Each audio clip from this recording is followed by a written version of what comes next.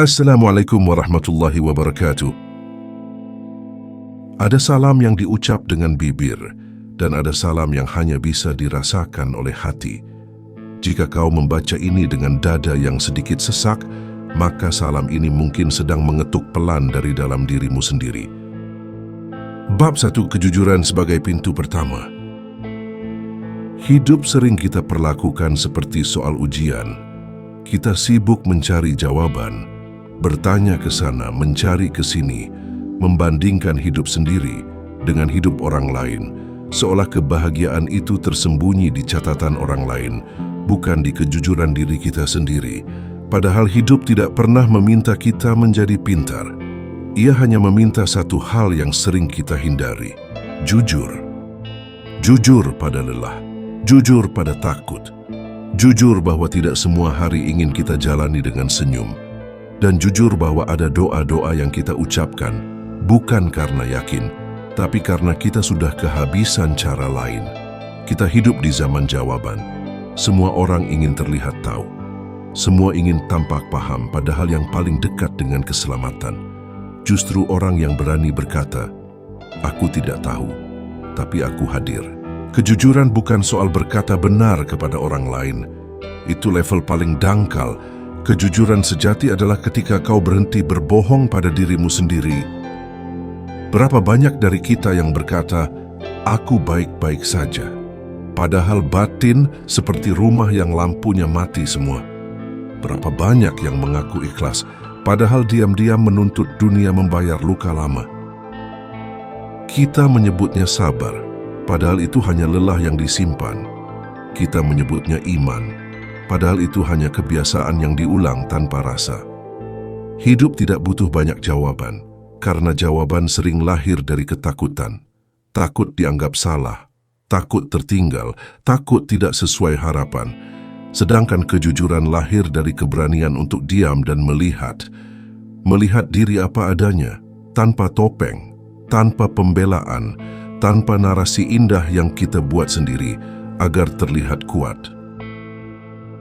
Di titik paling sunyi hidup, Allah tidak bertanya seberapa pintar kamu menjelaskan. Dia hanya melihat apakah kamu hadir dengan jujur. Bukan jujur yang lantang, bukan jujur yang diumumkan, tapi jujur yang bahkan tidak perlu disaksikan siapa-siapa. Kejujuran adalah pintu pertama. Tanpanya semua amal hanya lalu lalang. Tanpanya doa hanya bunyi. Tanpanya hidup terasa seperti berjalan jauh tanpa pernah benar-benar sampai. Jika hari ini hidupmu terasa berat, jangan buru-buru mencari jawaban. Cukup tanyakan satu hal dengan pelan: apakah aku sedang jujur pada diriku sendiri? Dan jika jawabannya membuat dada terasa hangat sekaligus perih, itulah tanda kamu sedang berdiri di depan pintu yang benar. Bab 2, kelelahan yang tak pernah dijujurkan. Ada lelah yang diakui, dan ada lelah yang disembunyikan rapi di balik rutinitas. Yang pertama mudah ditangani, yang kedua pelan-pelan memakan jiwa. Banyak orang tidak jatuh karena masalah besar. Mereka runtuh karena kelelahan kecil yang dipendam terlalu lama. Bangun pagi, jalan lagi, senyum dikit, pura-pura kuat, scroll sebentar, tertawa sebentar. Lalu malam datang membawa pertanyaan yang sama. Kenapa aku capek padahal tidak kemana-mana? Karena ada lelah yang tidak berasal dari tubuh. Ia lahir dari hati yang terus dipaksa bertahan, tanpa pernah diberi ruang untuk jujur. Kita diajari untuk kuat, tapi jarang diajari untuk jujur pada rasa tidak sanggup. Seolah mengaku lelah itu tanda kalah. Seolah berhenti sebentar berarti menyerah, padahal lelah yang diakui adalah awal dari pulang. Kejujuran pada lelah bukan keluhan. Ia adalah pengakuan bahwa kita manusia, bukan mesin penghasil-hasil. Lihatlah dirimu sendiri, berapa banyak hal yang kau lakukan hari ini, tanpa benar-benar ingin melakukannya. Berapa banyak iya yang kau ucapkan, padahal hatimu ingin berkata, cukup. Disitulah lelah mulai menumpuk, bukan karena kerja keras, tapi karena hidup tanpa kejujuran Tasawuf mengajarkan satu hal yang sering disalahpahami. Diam bukan malas dan berhenti bukan kalah. Diam adalah keberanian untuk mendengar diri sendiri. Berhenti adalah bentuk adab pada jiwa yang kelelahan. Allah tidak pernah memerintahkanmu untuk melampaui batas kemanusiaanmu. Yang sering memaksa itu adalah egomu sendiri. Ingin terlihat kuat, ingin dipuji sabar, ingin dianggap ikhlas. Padahal ikhlas tidak pernah lahir dari paksaan. Ia tumbuh dari kejujuran yang lembut. Ada orang yang rajin ibadah, tapi hatinya kering. Ada yang jarang bicara soal agama, tapi jujurnya membuat hidupnya lapang. Bukan ritual yang salah. Yang salah adalah kita memakainya untuk menutupi rasa yang tak berani dihadapi. Jika hari ini kamu lelah, cobalah jujur tanpa drama, tanpa pembelaan, tanpa menyalahkan siapapun. Cukup katakan dalam hati, aku capek, dan itu tidak apa-apa. Kalimat itu sederhana, tapi berat bagi ego, ringan bagi jiwa. Disitulah Allah sering masuk, bukan diteriakan tapi di pengakuan yang lirih. Kejujuran pada lelah membuka pintu kedua. Setelah ini, hidup tidak langsung mudah, tapi ia menjadi jujur, dan hidup yang jujur selalu lebih bisa dijalani daripada hidup yang terlihat baik-baik saja. Bab 3. Bertemu diri sendiri tanpa topeng. Ada jarak yang paling jauh dalam hidup manusia, bukan jarak kota ke kota, bukan jarak waktu ke masa lalu, tapi jarak antara siapa kita terlihat dan siapa kita sebenarnya. Di sanalah topeng lahir. Topeng bukan selalu kebohongan besar. Kadang ia hanya senyum kecil yang dipaksakan. Kadang berupa kalimat, aku nggak apa-apa, yang diucapkan terlalu sering, sampai kita sendiri lupa rasanya jujur. Manusia belajar memakai topeng sejak kecil, supaya diterima, supaya tidak disalahkan, supaya dicintai.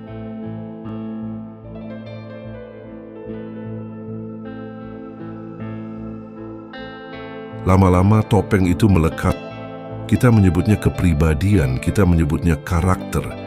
Padahal seringkali itu hanya mekanisme bertahan.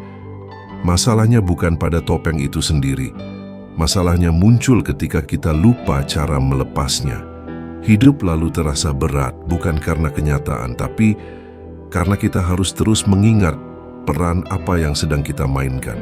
Di depan siapa harus kuat, di depan siapa harus sabar, di depan siapa harus terlihat sukses. Capek? Iya, tapi lebih capek lagi ketika kita jujur dan tidak tahu harus bagaimana. Tasawuf tidak menyuruhmu menjadi siapa-siapa. Ia justru mengajakmu kembali. Bukan naik, tapi turun. Turun ke dalam diri yang selama ini dihindari. Bertemu diri sendiri tanpa topeng itu tidak romantis. Tidak ada cahaya dramatis. Yang ada justru rasa malu, bingung, dan kadang kecewa.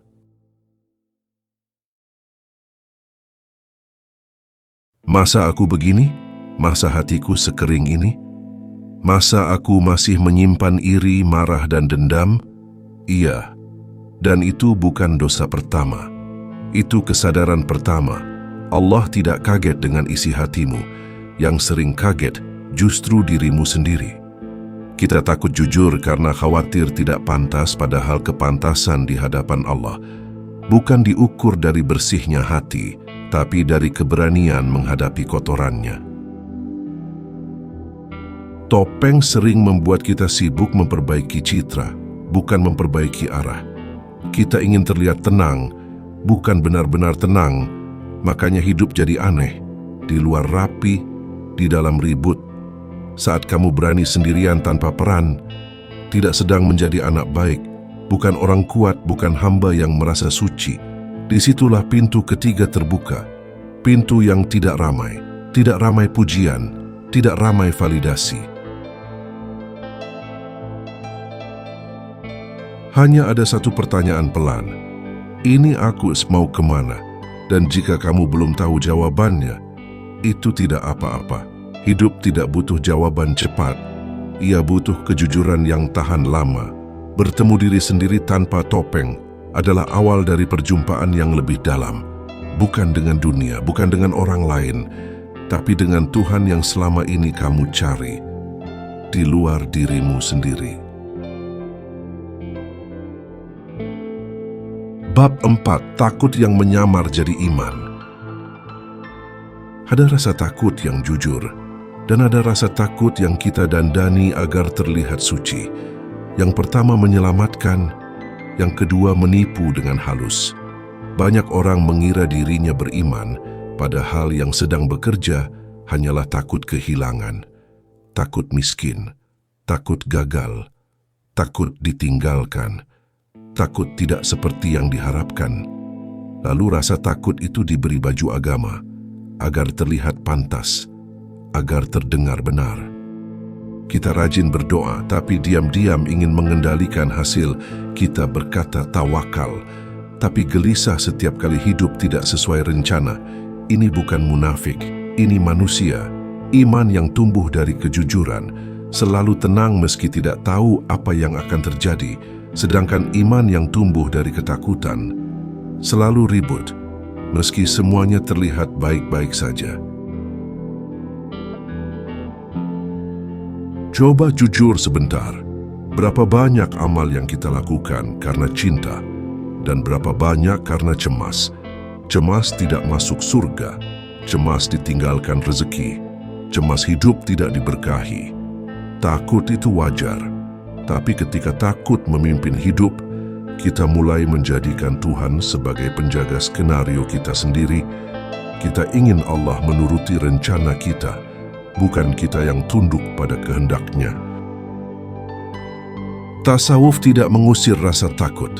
Ia hanya bertanya dengan lembut, takut ini datang dari mana? Jika takut itu membuatmu semakin jujur, semakin rendah hati, semakin sadar akan kelemahan diri, itu takut yang sehat. Tapi jika takut itu membuatmu keras, menghakimi orang lain merasa paling benar, dan sibuk mengamankan posisi, maka itu bukan iman, itu ego yang sedang berdoa. Allah tidak pernah meminta kita hidup tanpa rasa takut. Yang Dia minta hanyalah, jangan biarkan takut menggantikan kejujuran. Mengaku takut bukan tanda lemah, itu tanda sadar. Dan kesadaran selalu lebih dekat ke Tuhan daripada keberanian palsu. Ada orang yang kelihatan berani karena tidak pernah jujur pada ketakutannya. Ada pula yang tampak rapuh, tapi langkahnya ringan karena ia tidak sedang melawan diri sendiri. Iman yang jujur itu sederhana. Ia tidak banyak bicara, tidak sibuk membela. Ia hanya tahu satu hal, Allah tahu keadaanku, dan itu cukup. Jika hari ini kamu takut, jangan sembunyikan di balik dalil. Jangan tutupi dengan aktivitas. Bawa saja rasa itu ke hadapan Allah. Tanpa bahasa indah, tanpa topeng keberanian, katakan apa adanya. Karena di hadapannya, kejujuran selalu lebih berharga daripada iman yang terdengar sempurna. Bab 5. Ikhlas yang dipaksa selalu melukai. Ikhlas adalah kata yang paling sering disuruh dan paling jarang dipahami. Sudah, ikhlasin saja. Kalimat itu terdengar ringan, padahal sering jatuh seperti beban tambahan di dada orang yang sudah lelah. Ikhlas bukan perintah. Ia bukan tombol yang bisa ditekan kapan saja. Ia bukan sikap yang bisa dipamerkan. Ikhlas adalah buah, bukan paksaan. Masalahnya, kita sering memetik buah sebelum pohonnya tumbuh. Kita memaksa diri untuk ikhlas. Saat hati masih berdarah, kita menuntut lapang. Saat luka belum diberi ruang bernapas, lalu kita heran kenapa hidup terasa pahit, padahal katanya sudah ikhlas.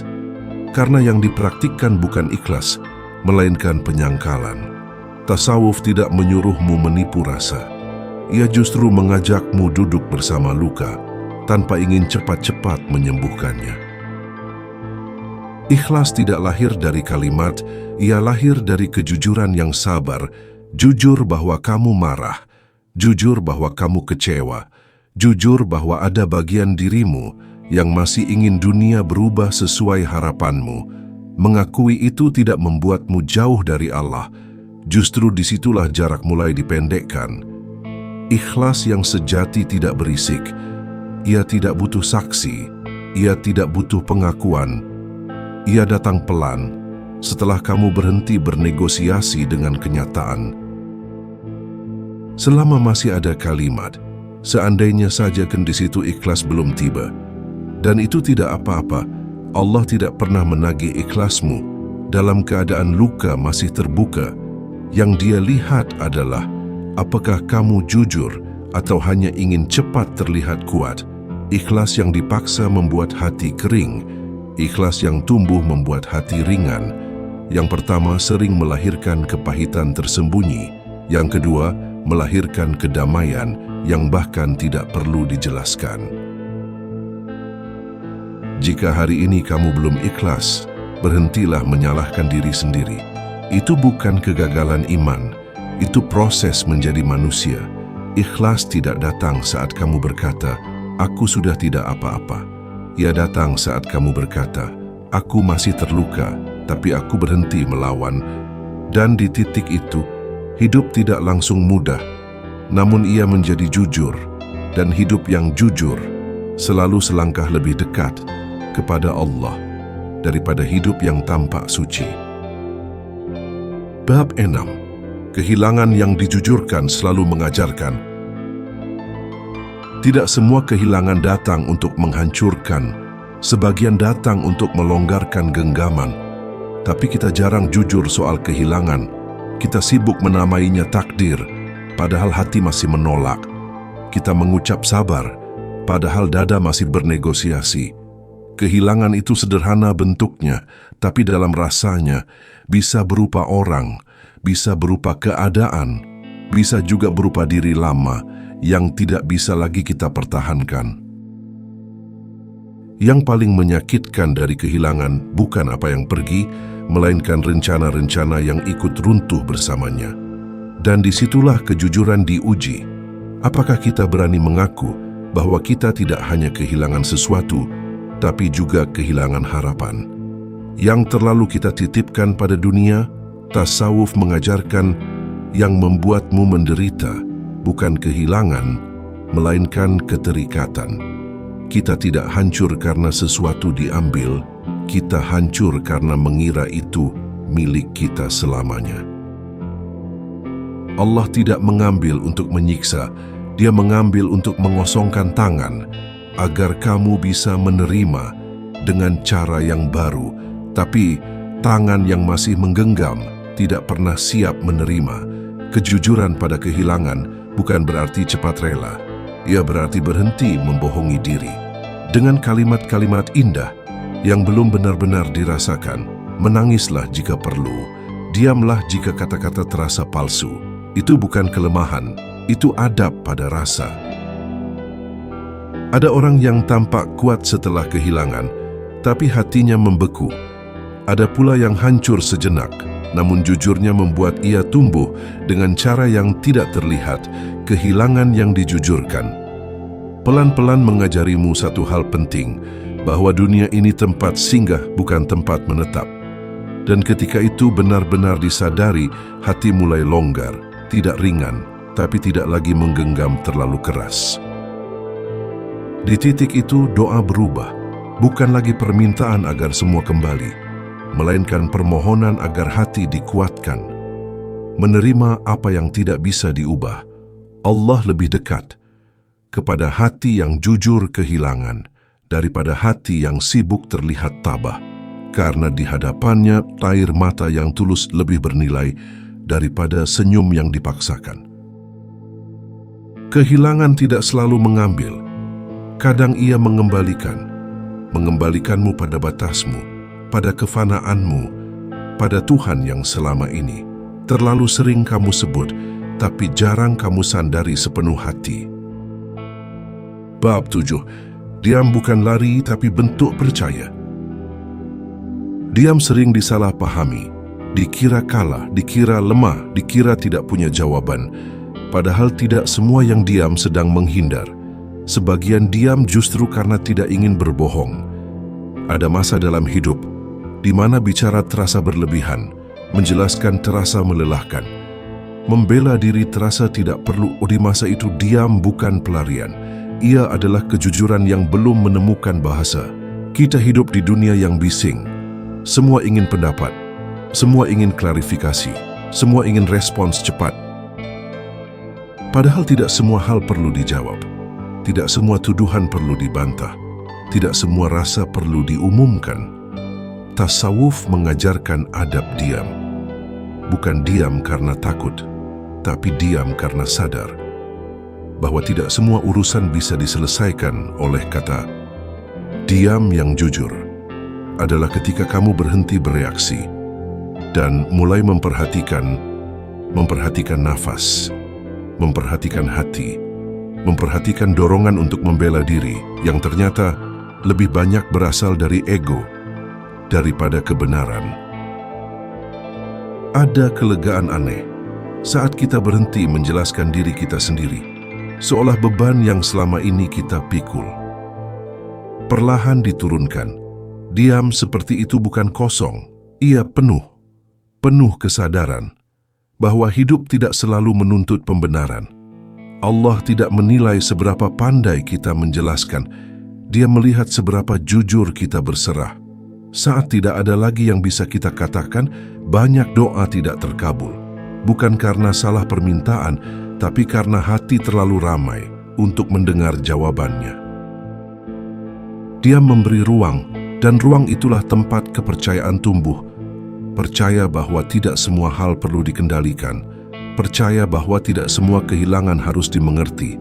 Percaya bahwa Allah bekerja, bahkan saat kita tidak tahu apa yang sedang terjadi.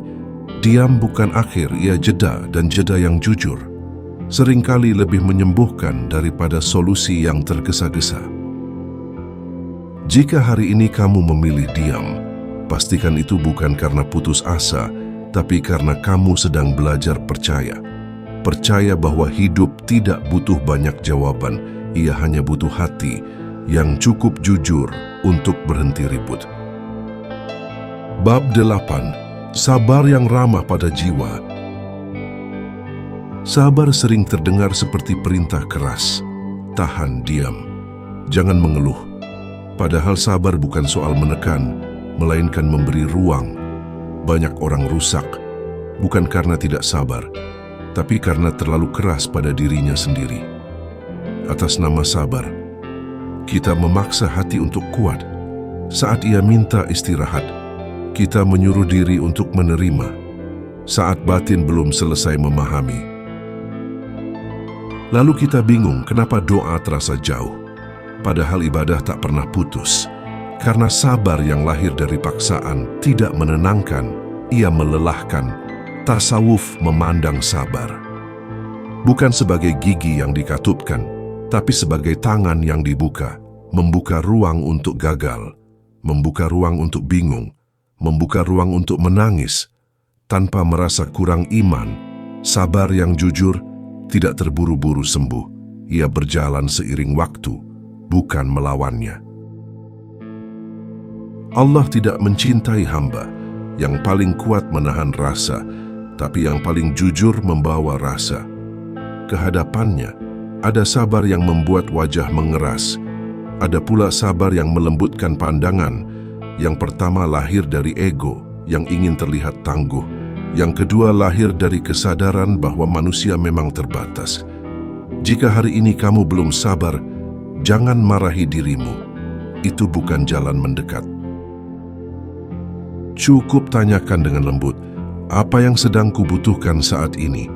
Kadang jawabannya bukan nasihat tapi tidur, bukan ayat panjang tapi nafas yang diperlambat. Sabar tidak selalu berarti bertahan. Kadang ia berarti berhenti sejenak agar tidak melukai diri sendiri lebih jauh. Dan di titik itu, sabar berubah wajah. Ia tidak lagi terasa berat, tapi hangat. Seperti seseorang yang berkata, "Aku di sini." Kita jalani pelan-pelan. Sabar yang ramah pada jiwa membuat hidup tetap jujur meski belum selesai, dan hidup yang jujur meski tertatih, selalu lebih dekat pada rahmat daripada hidup yang terlihat kuat namun penuh tekanan. Bab 9. Menerima diri tanpa syarat. Menerima diri sering disalahartikan sebagai berhenti bertumbuh, padahal justru sebaliknya, yang diterima dengan jujur lebih mudah dibimbing. Banyak orang ingin berubah tanpa pernah benar-benar menerima siapa dirinya hari ini. Kita marah pada kelemahan sendiri, kita malu pada masa lalu, kita mengutuk bagian diri yang tidak sesuai dengan gambaran ideal. Lalu kita bertanya, kenapa hidup terasa berat? Padahal niat sudah baik. Karena yang ditolak dari diri tidak pernah benar-benar pergi, ia hanya bersembunyi dan menunggu kesempatan melukai. Tasawuf tidak memerintahkanmu mencintai setiap sisi dirimu. Ia hanya mengajakmu mengakui tanpa menghakimi. Mengakui bahwa kamu belum selesai, mengakui bahwa iman naik turun, mengakui bahwa ada hari-hari di mana kamu tidak sekuat yang kamu harapkan. Allah tidak menunggumu sempurna baru mendekat. Justru dalam keadaan compang-camping itulah rahmat sering turun paling dekat. Menerima diri tanpa syarat bukan berarti membenarkan kesalahan. Ia berarti berhenti memusuhi diri sendiri saat sedang belajar. Seperti orang tua yang membimbing anaknya berjalan, ia tidak marah saat anak itu jatuh. Ia hanya berkata, bangun pelan-pelan. Kita sering lupa bersikap seperti itu pada diri sendiri.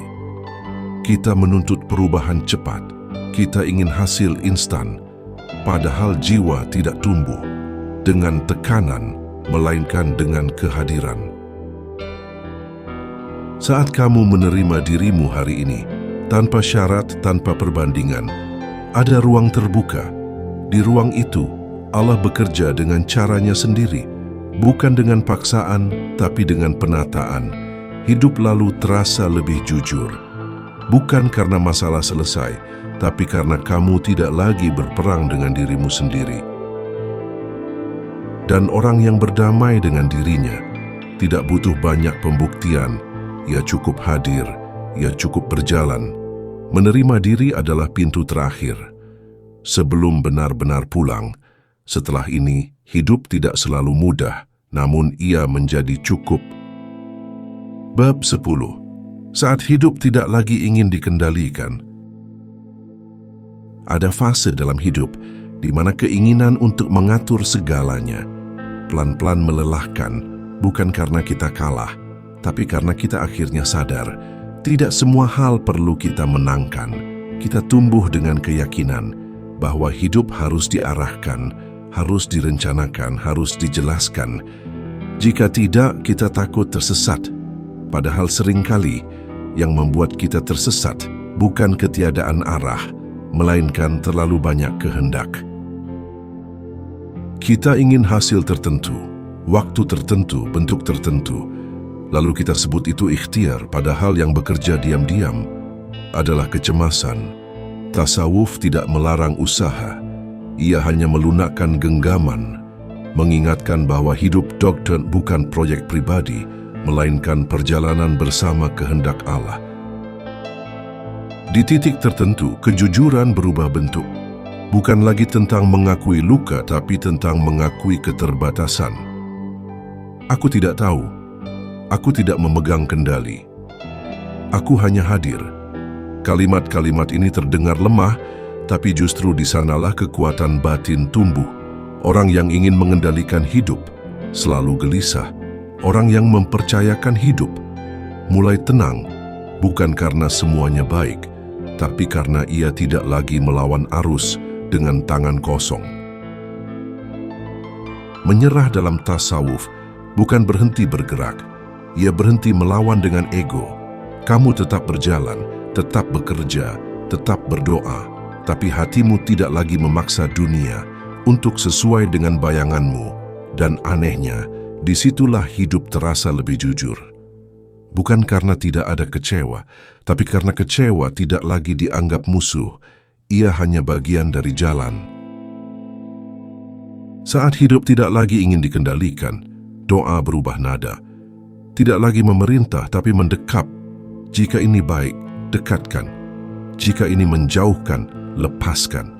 Dan kamu sungguh siap menerima dua-duanya. Bab ini bukan akhir, ia ambang. Satu langkah lagi. Dan kita tidak bicara tentang hidup, tapi tentang pulang. Bab 11. Pulang tanpa banyak kata. Pada akhirnya, hidup tidak meminta kita menang. Ia hanya meminta kita hadir sepenuh hati. Setelah semua pencarian, setelah semua kelelahan, setelah kejujuran yang kadang perih, dan diam yang panjang, kita sampai pada satu pemahaman sederhana. Tidak semua hal perlu diselesaikan. Sebagian hanya perlu diterima.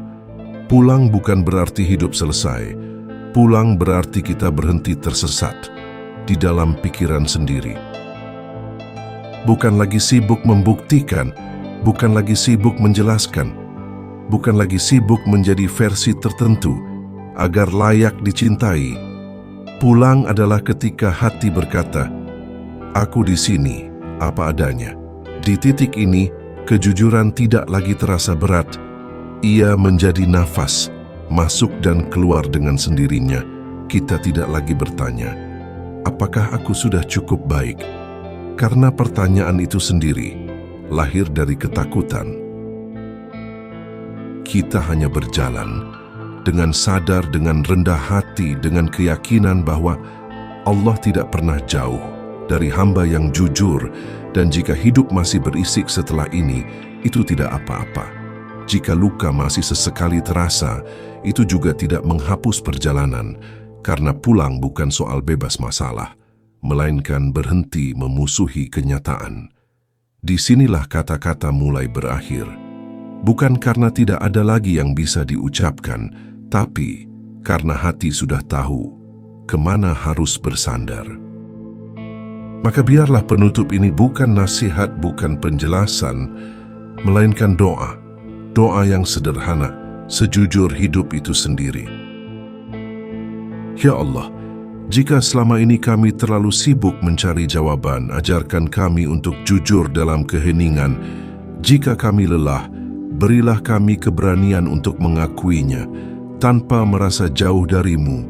Jika hati kami masih menggenggam dunia terlalu erat, longgarkanlah dengan lembut, bukan dengan paksaan.